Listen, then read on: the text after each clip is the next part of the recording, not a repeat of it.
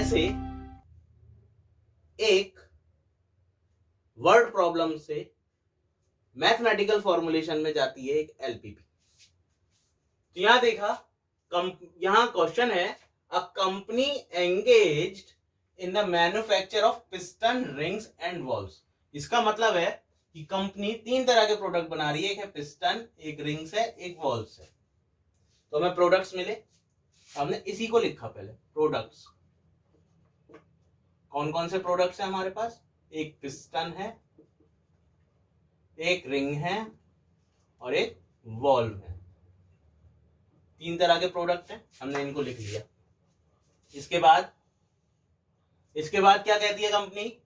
For the profit per unit are ₹10, 6 and 4 respectively. इन पर profit होता है ₹10 का, ₹6 का और ₹4 का। जब हम पिस्टन की बात करते हैं तो प्रॉफिट होता है, क्या प्रॉफिट होता है? पिस्टन पर ₹10 का प्रॉफिट है, रिंग्स पर ₹6 का, वॉल्स पे ₹4 का प्रॉफिट है हमारे पास। तो ये हमें प्रॉफिट दे रखा है।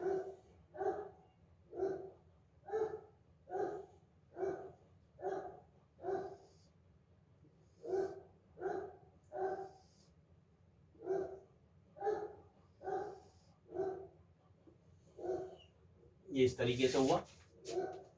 सेकंड, इसके बाद क्या बोल रहा है? इसके बाद कहता है want to decide the most profitable mix। अब वो प्रॉफिटेबल मिक्स बनाना चाहता है, मतलब कितने पीसेस पिस्टन के, कितने पीसेस रिंग के और कितने पीसेस वॉल्व्स के बनाए कि उसको मैक्सिमम प्रॉफिट हो। जो प्रोडक्शन में जब वो जाए तो प्रोडक्शन अब किस तरीके से वो करेगी, उसको प्रॉफिट जो है मैक्सिमम हो जाए। तो ये मिक्स इसको बनाना है। उसके बाद बोलता है it takes 1 hour of preparatory work, 10 hours of machining and 2 hours of packing and allied formalities for a piston। अब एक पिस्टन के लिए वो कहता है, तीन कंडीशन है, उस तीन मशीन्स है एक तरीके से मानिए। एक है प्रिपरेटरी वर्क, प्रोसेस है प्रिपरेटरी वर्क, मैंने पीपीडब्ल्यू कर दिया प्रिपरेटरी वर्क को, पीपीडब्ल्यू। और इसके लिए उसको 1 hour चाहिए पिस्टन के लिए, ये 1 hour, यहां पे आवर में बात चलेगी, ये रुपीस में 1 hour। उसके बाद 10 hour मशीनिंग में चाहिए, दूसरा प्रोसेस है उसके पास मशीनिंग का, इसमें इसको 10 hours चाहिए पिस्टन के लिए। उसके बाद 2 hours चाहिए पैकिंग एंड एलाइड फॉर्मेलिटीज, इसको मैंने PAF ले लिया, पैकिंग एंड अप्लाइड फॉर्मेलिटीज। ये भी एक मशीन का नाम है, इसके प्रोसेस है PAF, packing and allied formalities के लिए उसको कितना टाइम चाहिए? 2 hours का, ये 2 hours चाहिए इसको। अब इसके बाद क्या बोला? Corresponding time requirements for rings and walls are this and this. मतलब रिंग्स के लिए 142, यही सेम कंडीशंस में 142 चाहिए, और वॉल्स के लिए 156 चाहिए, 156।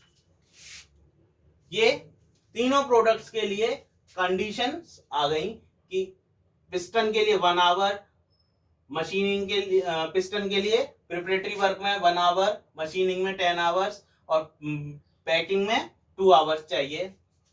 रिंग्स के लिए यही condition, 1 hour for preparatory work है, 4 hours फॉर मशीनिंग है, 2 hour फॉर पैकिंग है।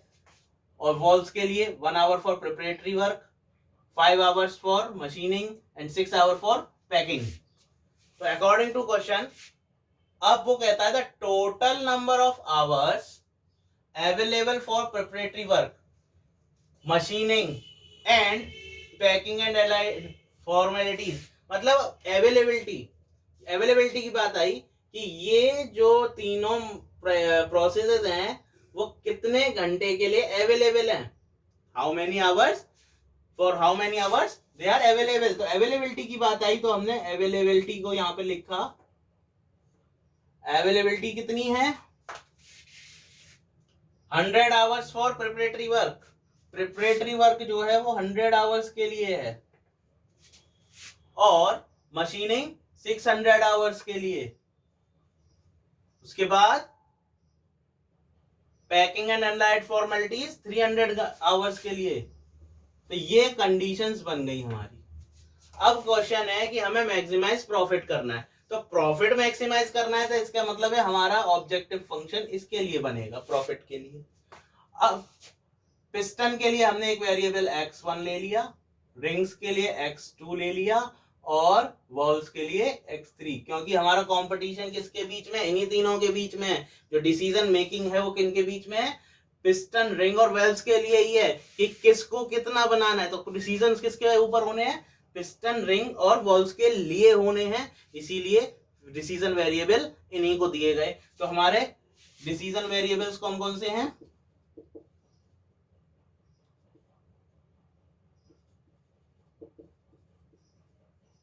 x1 for piston, x2 for ring and x3 for valves।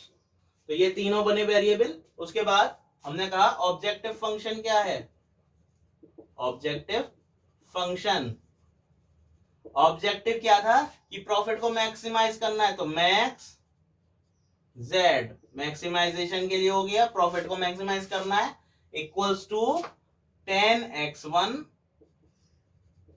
Plus 6x2 plus 4x3।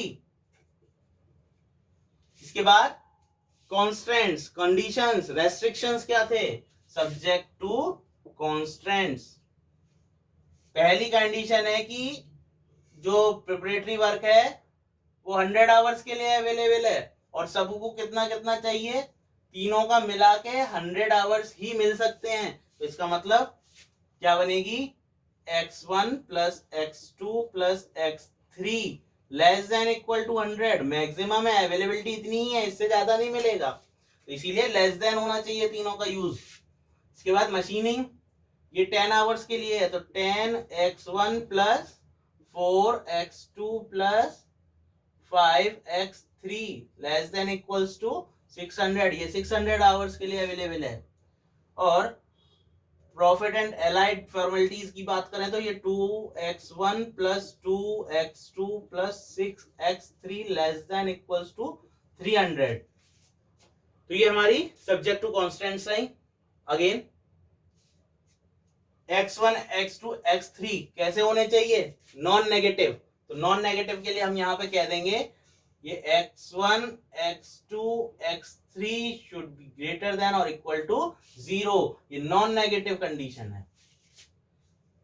तो ये थे कैसे हम एक वर्ड प्रॉब्लम को पहले टैबुलर फॉर्म में लाते हैं और टैबुलर फॉर्म से एक मैथमेटिकल फॉर्मुलेशन कर लेते हैं।